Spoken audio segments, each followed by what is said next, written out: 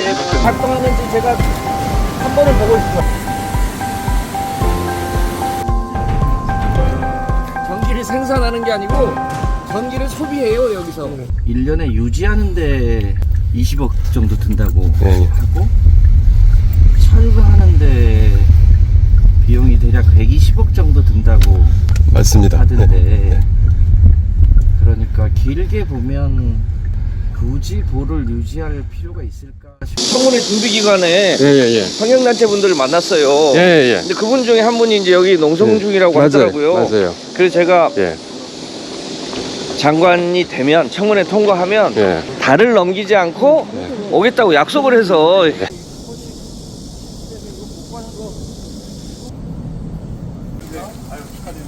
지난번에 제가 약속했던 분이죠? 네네. 네. 고생이 많으십니다. 낙동강에서 왔습니다. 네, 아니 낙동강에서까지. 저희는 세종 시민들입니다. 세종 시민들.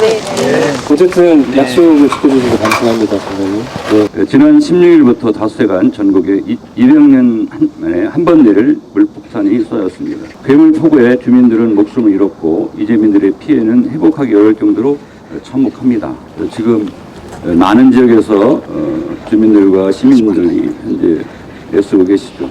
물론 정부에서도 적극적으로 대처를 하고 있는 걸 알고 있습니다. 그 와중에 조선일보 등 일부 언론에서는 4대강 본류 주변은 피해가 거의 없었다면서 4대강 재자연화 추진하면 국민의 생명과 안전을 위협하는 큰 재앙을 부를 것이라고 여전히 혹세무민하고 있습니다. 저희가 지금 여기서 농성을 한 지가 451일째입니다. 24년 5월 달에 세종보를 재가동하겠다고 발표를 했고 그것을 막기 위해서 저희는 4월 29일에 천막 농성을 했습니다. 그래서 지금 여러분들이 지금 서 계시는 이곳은 세종보 수문을 닫으면 물에 잠기는 곳입니다. 그러니까 이렇게 앉아 있을 수가 없습니다. 강에 들어올 수도 없고요. 4대강 16개 보 중에 유일하게 2018년 1월부터 개방해서 장기간 개방된 세종보를 윤석열 정부에서 4대강을 계승하겠다라고 발표를 하면서 재가동 발표를 했습니다. 그게 24년 5월입니다. 작년 5월 달에 닫혔을 이곳을 저희가 24시간 동안 451일째 농성을 하면서 지금 이렇게 잠기지 않고 개방된 모습으로 흐르는 강의 모습으로 지켜냈습니다. 저희가 만약에 농성을 하지 않았다면 이 세종보마저 수문이 닫혔을 것이고 그리고 우리나라 4대강은 이명박 정부가 추진했던 4대강 살리기 사업 당시 2012년으로 고스란히 회귀됐을 겁니다. 저희가 451일을 여기서 농성을 했지만 지금 여기서 실무자 관계하시는 전선미 차장님이나 몇 분을 제외하고는 여기 한 번도 와보시지 않은 분들이 지금 오늘 장관님 오시니까 이렇게 줄줄이 노란 옷을 입고 오셔서 지금 여기서 지금 저희 이야기를 듣고 있는 거예요. 그러니까 저희는 이것이 굉장히 부당하다, 부적합하다라고 생각을 합니다.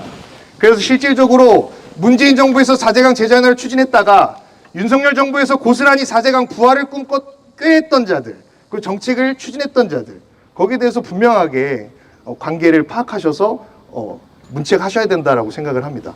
세종보 재가동 즉시 중단, 그리고 금강 영산강 보처리 방안, 그리고 국가물관리 기본계획을 올 연말까지 원상 회복할 것, 그리고 내년 상반기까지 예산을 확보해서 착공할 것, 이렇게 두 가지를 먼저 장관님께 요청을 드리고 어쨌든 낙동강의 녹조 문제가 굉장히 심각합니다. 그래서 낙동강 문제와 관련해서 녹조에 있어서는 가장 우선적으로 좀 처리하기 위해서는 지금 현재 치양수 시설 개선하고 수문 개방하는 거, 이게 가장 좀 시급한 과제입니다. 그리고 특히 낙동강의 녹조 문제가 심각한 곳은 낙동강 하류 구간, 함안보와 합천보 구간, 이 구간이 가장 심각하고 정부가 성격은 다르더라도 우리 주권자가 권리를 위임해서 정부는 어떤 성격이 있는 간에 영속됩니다. 그런데 전임 정부에서 어떤 정책을 결정했든 간에 누군가가 현장에서 그것에 대해서 찬성하지 않고 반대할 수도 있는데 그러면 직접 와서 의견을 듣고 어떻게든 그 문제를 해결하기 위해서 노력했어야 되는데 451일 동안 농성하시는데 현장 실무자는 몇 번 왔다 갔다고 얘기는 하는데 그 문제를 결정하거나 책임 있는 사람이 직접 와서 대화하지 못했다는 점에 대해서 포괄적으로 전임 정부의 일까지를 포함해서 450일간이나 여기서 농성하시게 국가 입장에서 보면 방치한 건데 그렇게 한 것에 대해서 죄송하다는 말씀드립니다. 물은 생명의 원천입니다. 지구 역사로 보면 38억 년 전에 최초의 생명체가 탄생하는데 아직 어떻게 최초의 생명체가 탄생했는지 밝혀지지 않았습니다만 한 가지 확실한 것은 물이 없었으면 생명체도 없었을 것이다 라는 게 과학적 진실입니다. 그 물을 잘 소중하게 우리 인간이 보존하고 하는 것은 생명을 지키는 일이기 때문에 매우 중요한 문제라고 생각합니다. 그런데 이명박 정부가 21세기에 19세기식 문화를 뚫으려고 했습니다. 하지 않아야 될 일을 22조 원 이상 들여가지고 국가의 세금을 엄청나게 낭비했는데 말씀하신 대로 그때 우리가 했어야 될 일은 본류가 아니라 지천에 이 홍수 위험이 있는 곳을 관리하고 보완했어야 되는데 참으로 아쉽습니다.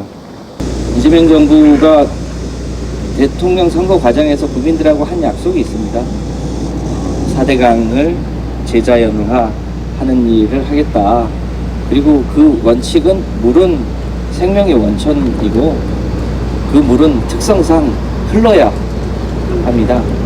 그 기준 하에 이제 저희가 이 4대강이 실제로 어떻게 수질이 관리되고 또 생태를 복원할 수 있는지 제가 가급적 빠른 시일 내에 전체 강의 상태를 직접 눈으로 보려고 합니다. 처음으로 말로만 듣던 세종보를 처음으로 봤습니다. 1년에 관리비만 20억이 든다고 하는데 이 자연 생태계를 굳이 막을 이유가 있을까? 다른 지역은 그 보호에서 일종의 이제 취양수를 하는 문제들이 있어서 그게 농민들의 생계랑 직결되는 문제가 있는데 이 세종보는 실제로 그런 문제도 없고 지난주에 있었던 그 포구에서도 안정된 수위 관리가 가능한 것으로 확인이 됩니다.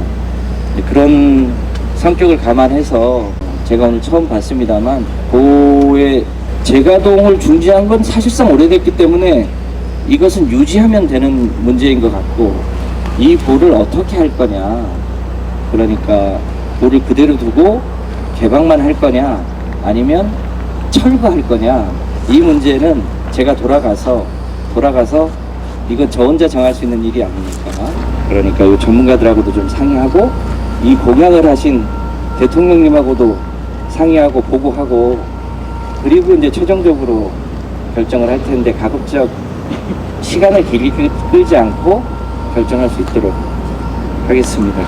낙동강은 그러니까 녹조가 왜 생기냐, 하나는 오염원을 여전히 낙동강이 걸러주지 못하고 수계 안으로 좀 들어오고 있다는 거고 또 그런 상태에서 흐르면 그냥 빠져라도 나갈 텐데 빠져나가지 못하기 때문에 생기고 있는 문제여서 원인과 해결 방안을 동시에 고려해야 되는 상태인데 일단 조만간 낙동강은 제가 직접 가서 아까 말씀하신 강정보나 함안보나 다른 지역을 전체적으로 둘러보고 낙동강의 보혜 개방 문제를 포함하여 원천적으로 낙동강의 오염원이 낙동강 수계 안으로 들어오지 않도록 하려면 어떻게 해야 되는지에 대한 근본적인 대책까지를 포함해서 검토해 보려고 합니다. 그래서 그거는 낙동강 가서 특히 이제 우리 시민단체가 측정하는 그 마이크로 시스템 측정 지점과 환경부가 측정하는 지점이 달라서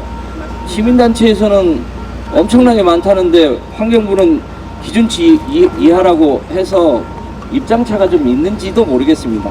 그 문제는 마찬가지로 실제의 팩트가 중요하니까 직접 그 현장에서 갈 때 제가 꼭 함께 모시고 가서 얘기를 듣도록 하겠습니다. 이정민 정부를 믿으시고 그동안 451일간이나 여기서 농성하셨는데 여기서 농성하시지 말고 늘 장관실에 오셔서 협의하시는 걸로 이 텐트를 세종시에 있는 장관실 옆으로 옮기셔서 알겠습니다. 늘 협의하시는 걸로 그렇게 해주시면 어떨까 싶습니다. 좀 거듭해서 너무 오랜 기간 농성을 하시게 해서 죄송하게 생각하고요.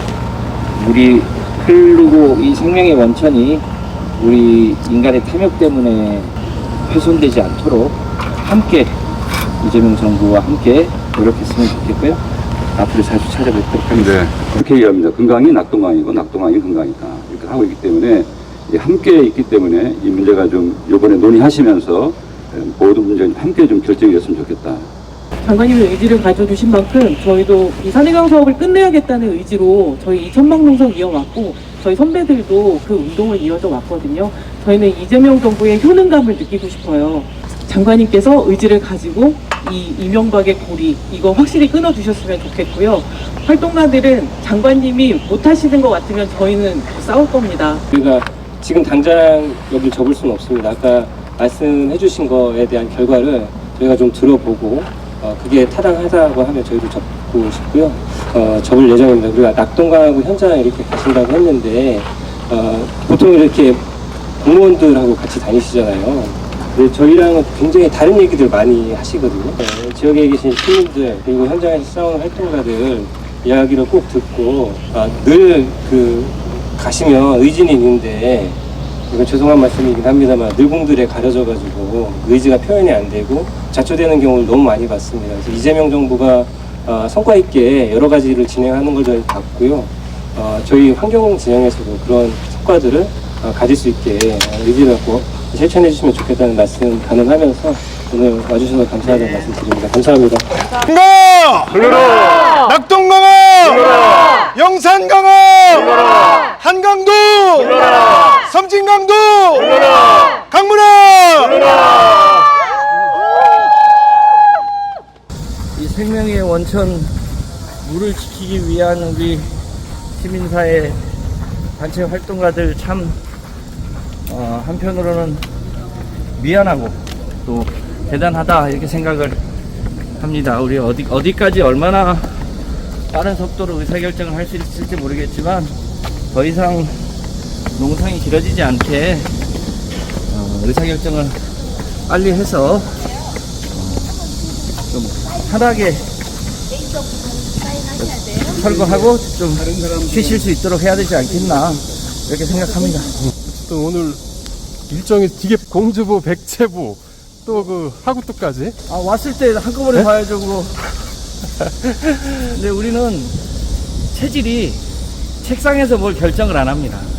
눈으로 봐야 그것이 타당한지 아닌지, 어떻게 할 수 있는지, 그렇게 늘 구청장 때부터 행정을 해와서 일단 가서 눈으로 보고 또 의견도 들어보고 그래서 아까 저분들 얘기하신 것처럼 늘공들의 보고만 받아가지고 의사결정을 하면 의사결정에 오류가 생길 수 있습니다. 그래서 다양한 의견도 들어보고 그리고 판단하는 게 의사결정의 오류를 최소화할 수 있는 길이라고 생각하고 오늘 한 바퀴 잘 돌아보겠습니다.